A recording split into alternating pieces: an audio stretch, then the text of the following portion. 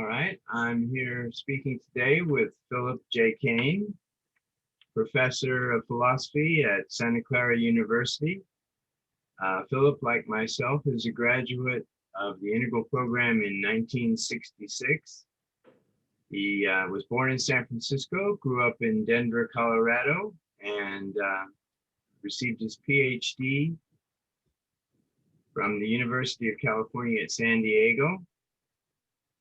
He has taught at the University of California, Santa Cruz, and in the Western Culture program at Stanford University.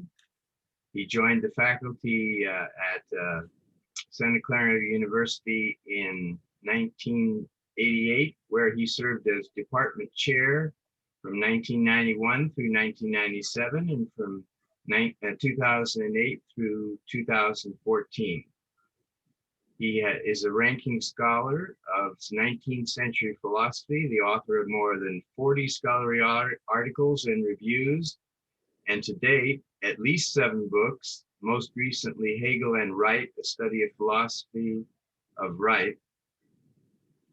He's also written extensively studies on Marx, including 4 books, including Marx and Ethics.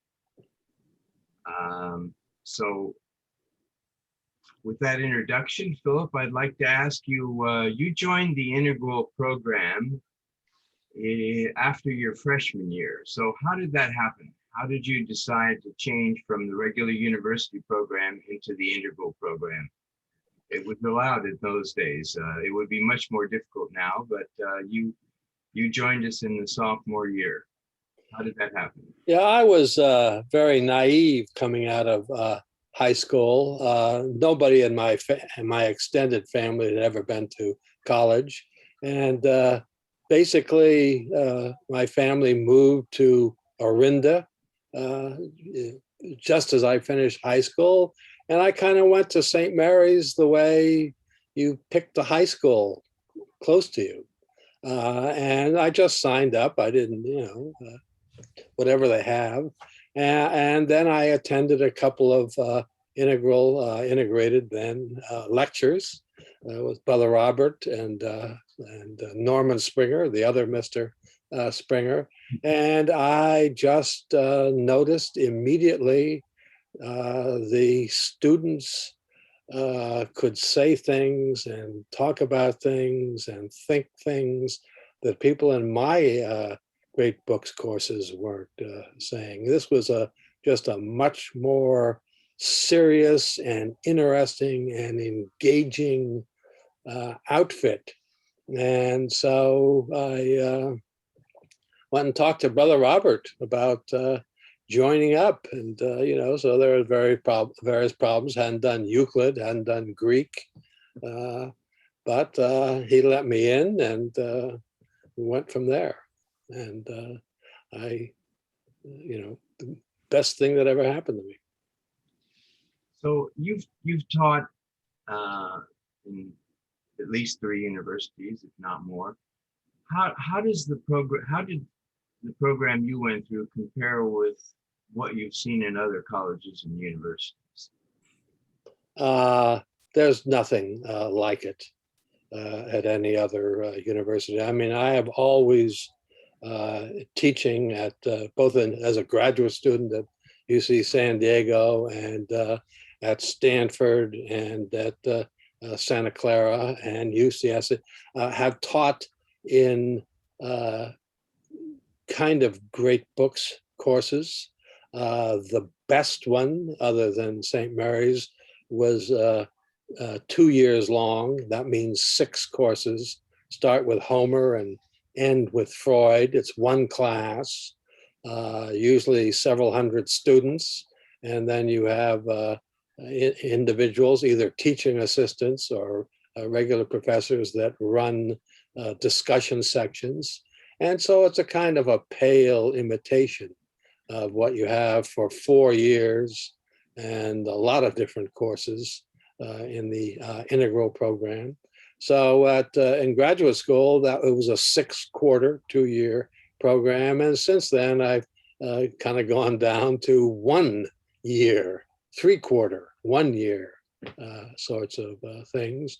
So, the students kind of get their mind into great books integral mode for one of their classes for a year or two, and then it's all forgotten. I mean, as I look back at the program, obviously the seminar stood out to me as such an outstanding thing in the integral program. But what do you see as the strengths of the program, and why were you so excited to join the program in the sophomore year? And like me, you took a year off in Europe and came back, and just so excited to get back into the program. What was it? What were the drivers that made the program so good? Well, again, I went into it blind. I thought the way that people could talk, especially, I remember a fellow that I knew very well then, Conrad Pancake, at those lectures, he would really kind of impress you. And so I said, well, I want some of that.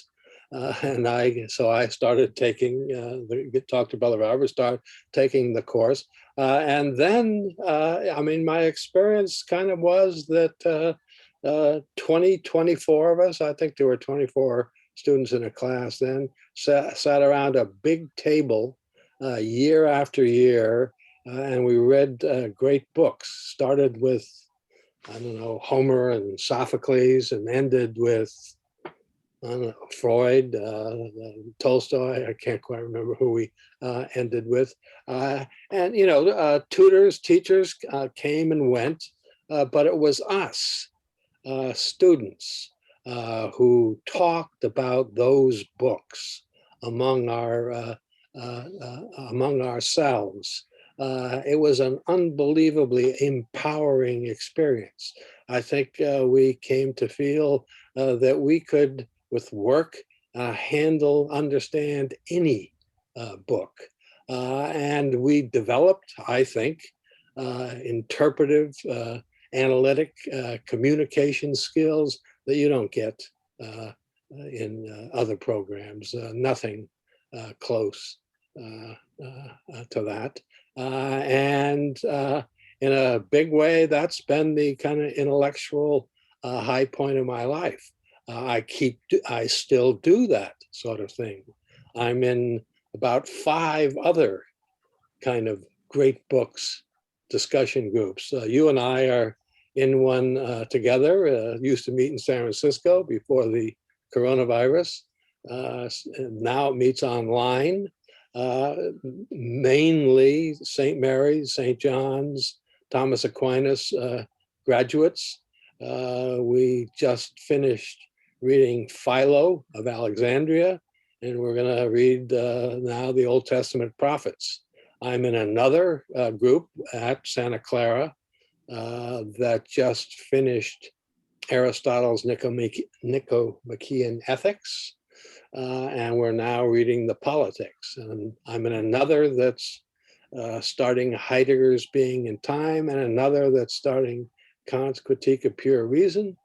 And sometimes I feel I'm starting to understand some of these books. Now, I mean, when I think of some of the books, that you've written so many books and you've gone to conferences, I think that some parents think of the program that oh, this program, what is it going to do to prepare me for my son or daughter's later experiences? But to me, the program gave me confidence, and I'm sure it gave you confidence that, I mean, there's no way that I could be intimidated or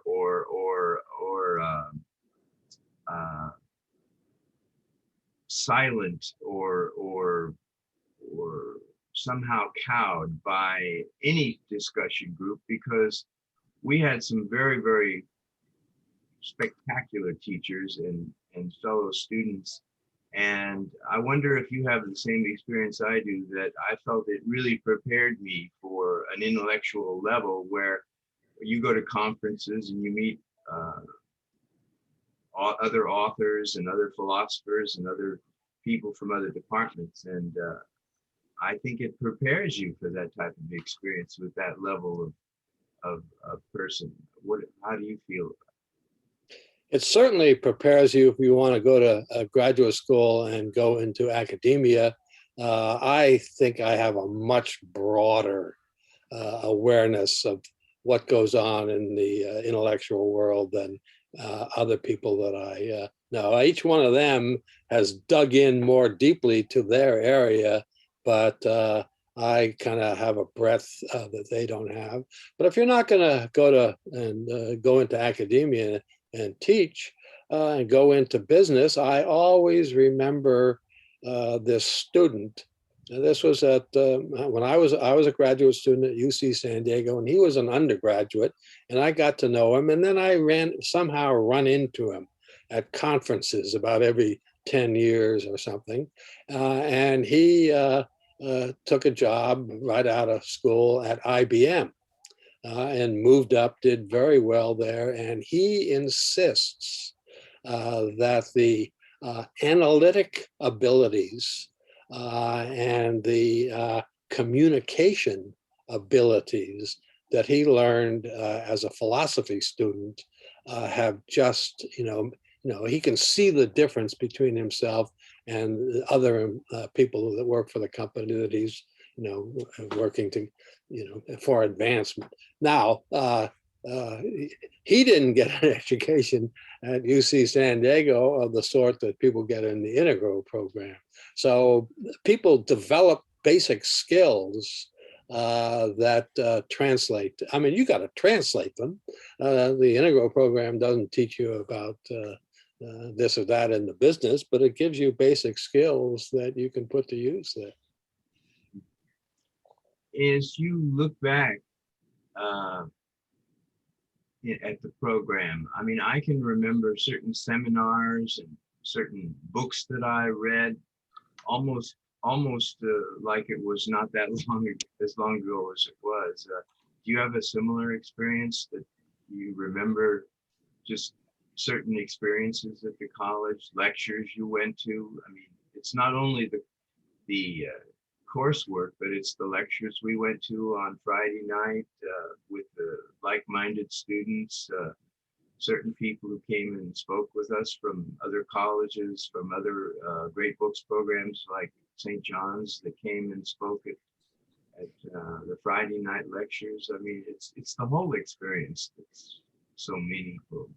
I guess, but I think what really stands out for me is not the input that came from teachers, tutors, speakers. It was us students sitting around that table for year after year in control of those books.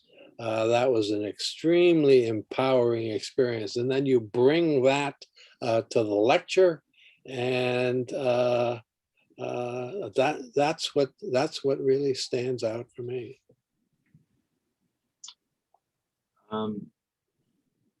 Are there any other points that I perhaps haven't asked you about that you wanted to emphasize, that perhaps we haven't covered something or some? Maybe this is just my perspective as an old guy about ready to retire, but there's a significant sense in which the Integral program didn't stop when I graduated. I mean, I still go to Brother Robert lectures every year, and we have a discussion like we used to. And every time I go there, I say, well, we ought to do this more often. And we do it when these other things. So it doesn't quit. Now, not everybody, sticks with it. I love to see some of the old people but then they do show up every once in a while. Brother, forget it, who spent many years in India, showed up to some kind of get together a from our class. Okay, Philip, thank you very much. I just am appreciative of being your friend for so many years, and the two of us still continuing to talk and think about serious issues and philosophy, and attending the Brother Robert lecture every year. Thanks a lot. Happy to help out here.